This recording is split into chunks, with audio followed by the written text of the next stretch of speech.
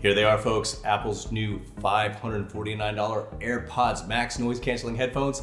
I got my hands on a unit before they ship next week. I'm gonna dive right in and give you my first impressions because I know you wanna know how they compare to top noise canceling models from Sony and Bose.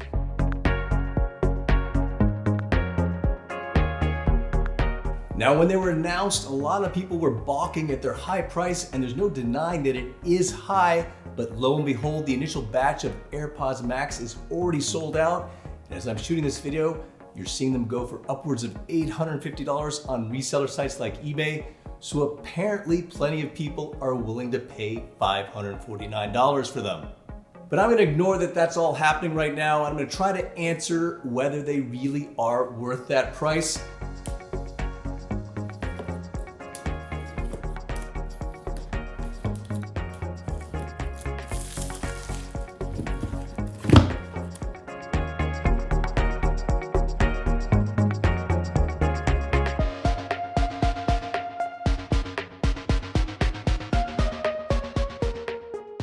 I'll start by saying that the first thing you notice when you open their box is that their build quality is like nothing that's out there in the $300 to $400 range. When you first hear them, well, I gotta say they sound impressive, like high-end headphones with tight bass, natural mids, crisp highs, and a relatively wide soundstage for a closed back headphone. On top of that, their noise canceling is arguably the best I've experienced, edging out both Sony's and Bose's noise canceling. They don't completely silence the world around you, but I was out earlier in the streets of New York and they did a bang up job muffling noise. I could barely hear the cars around me.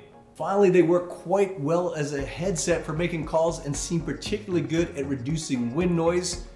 And when you're in headset mode, you can hear your voice in the headphones, so you can modulate your voice and not end up shouting. To be clear, I've only been using these for a day, so this is not a final review, but like a lot of Apple stuff, when it first gets revealed, you say to yourself, that looks good, but damn, it's expensive. Then you get a little hands-on time with it, and suddenly you're like, okay, maybe I will pay $549 for that, crazy as it sounds. One thing people may have a problem with is the AirPods Max's weight. These are definitely heavy headphones, weighing 384 grams, or actually 384.8 grams. By comparison, the Sony WH-1000X Mark IV weighs 254 grams, while the Bose noise canceling headphones 700 weighs 249 grams, so a pretty big difference there. Like I said, the AirPods Max's build quality is impressive. They've got a lot of metal, they've got the stainless steel frame and then aluminum on the ear cups, and metal does weigh more than plastic. And there are the swanky design touches like the telescoping arms. I also liked how they're almost gel-like memory foam ear pads adhere magnetically to cover 40mm drivers. Apparently, you'll be able to replace those ear pads for $69. They're nice. They do have cloth on them as opposed to leather or faux leather, and so they breathe better and your ears don't steam up as much. For heavy headphones, they are quite comfortable, but not necessarily super comfy. It'd be nice if they were about 20% lighter, but the way the headband is designed with its mesh canopy, it does take a good amount of pressure off the top of your head. They might look and feel a little big for people with smaller heads, but they do seem to fit a good range of head types. I did find myself making small adjustments, sliding the headband forward on my head a bit to get a more comfortable, secure fit. If it sits right on the crown of your head, at least on the crown of my head, it can get a little bit uncomfortable. The controls are really well implemented. There are only two buttons, both on the right ear cup. The front button allows you to toggle between noise canceling and a transparency mode that lets sound in and makes you feel like you're not wearing headphones. It sounds very natural. It's very similar to the transparency mode on the AirPods Pro. The second button is a big version of the digital crown that you'll find on Apple Watches. You use that button to control volume, and then you click it to pause your music, answer and end calls, and then you can double click it, for instance, to advanced tracks. It's smooth and it's responsive, and in cold weather you don't have to worry about any touch controls that might not work. Though the aluminum on the ear cups is quite cold to the touch in cold weather. I'm not going to go into too much detail on the specs. You You can read about all that on Apple's website.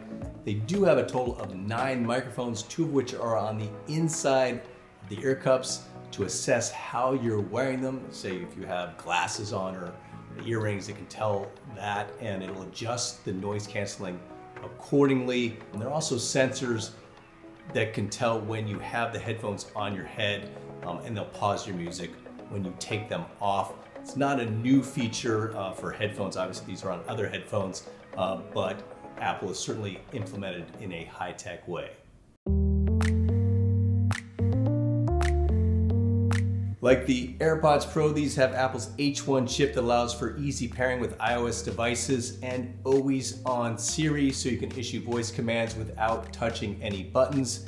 Apple says that the H1 has lots of processing power for that adaptive noise canceling and making your digital music sound better. These do pair with Android devices, but you lose some of the extra features like the always on Siri and Apple's spatial audio virtual surround feature. Battery life is rated at 20 hours with noise canceling on, which is pretty good, though not superb. The Sony, for instance, has better battery life. And you do get 90 minutes of playback from a 10-minute charge via the Lightning port. I kind of wish it charged via USB-C, but that's a small gripe. My bigger gripe is that no cable is included for wired use, like Apple did with the Beats Solo Pro. You have to buy a $35 Lightning to 3.5mm cable if you want to go wired, say to use with an in-flight entertainment system. The headphones should sound the same for wired listening, Apple says, but the wire limits any latency, which might be a factor while gaming, but I didn't notice any latency issues with video watching. I only spend a little time watching movies. Like the AirPods Pro, these have Apple's aforementioned spatial audio virtual surround feature with head tracking. It's definitely an added bonus and a differentiator from Sony and Bose. These have more kick than the AirPods Pro, so the virtual surround experience seems a little more visceral, but it's largely the same. I don't know quite what to say about the protective cover that comes with the headphones. The best part about it is that it's easy to get on and off the headphones, and it adds almost no bulk to the headphones. Also, the magnet inside the clasp puts the headphones into a deep sleep mode that helps save your battery life. It does make your high-end headphones look a little like a purse or a futuristic bra. You've probably seen the memes on this, which is kind of bizarre, but someone might appreciate that vibe. I suspect we'll see plenty of alternative cases. I spent some time comparing these to Sony's WH-1000X Mark IV and Bose's noise canceling headphone 700, which aren't cheap, but they do cost a lot less than the AirPods Max. As I said, the AirPods Max offer better sound and noise canceling.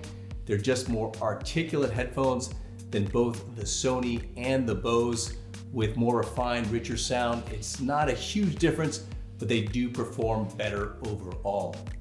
That said, the Sony is still probably the best over-ear value when you consider that it often sells for less than $300 and has dipped to as low as $278. It's a warmer sounding headphone compared to the AirPods Max and is certainly lighter.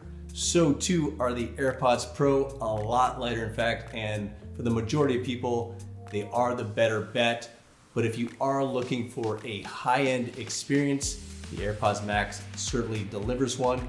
Just don't spend $850 on them or even $600. $549 is enough. I'm David Carnoy for CNET. Thanks for watching, and let me know what you think in the comments section.